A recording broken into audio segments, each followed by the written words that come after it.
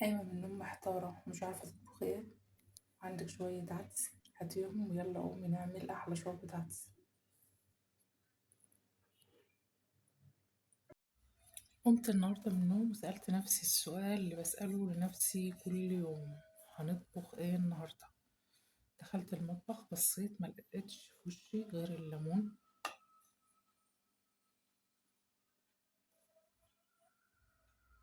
ولقيت كمان ربطة البصل دي محدش كلها لسه،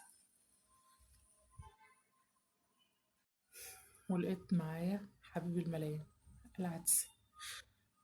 فقررت إن أعمل شوربة عدس النهاردة. آدم ابن بنتي عنده درس، بيحب شوربة العدس أوي، هيفرح أوي لما يلاقيني عملت له شوربة عدس. هي صح الدنيا مش بتشتي، بس هعملها برضه النهاردة. يلا بينا نشوف هنعملها ازاي.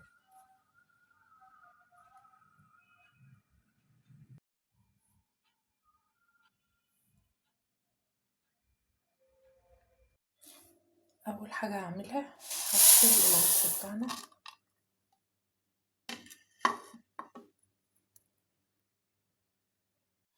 وفي حلة على النار هنحط العدس بتاعنا. وأول حاجة هننزل بالجزر بتاعنا. أقول لكم ايه سبب إن احنا بنحط جزر وبطاطس وبصل على العدس بتاعنا. نزلنا بالجزر وهنزل بالبطاطس بتاعتي، بطاطساية واحدة أو اتنين على حسب ما انت حابة.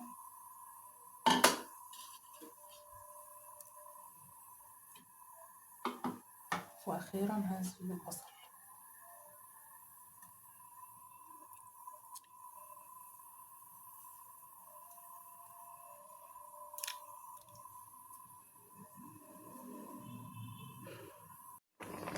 لما تبدأ في الغليان كده هحط طماطماية كمان، وهحط شوية زيت زيتون، يعني معلقتين زيت زيتون.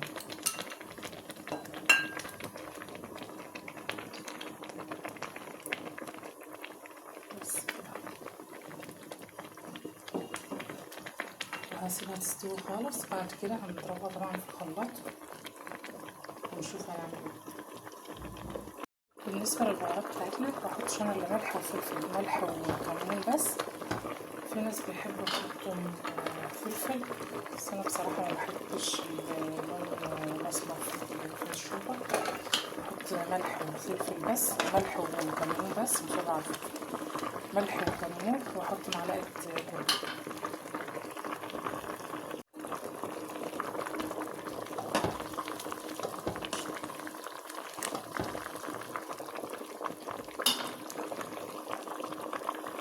هاخد كل ده لما يستوي واضربه في الخلاط.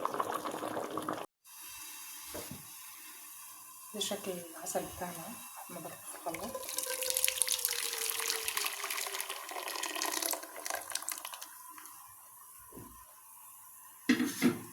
إضافة من عندي بقى بحب أعملها على طول، بعمل فصين توم كده في شوية زيت وبحطهم زي الطشة كده على العدس من فوق.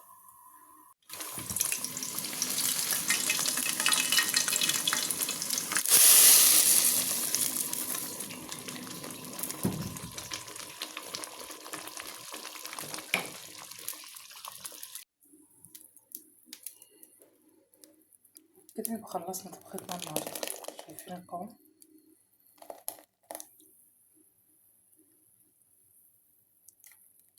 هوريكم هنقدمها ازاي، بقول لكم ليه بنحط جزر وبطاطس وبصل وطماطم على شوربة العدس.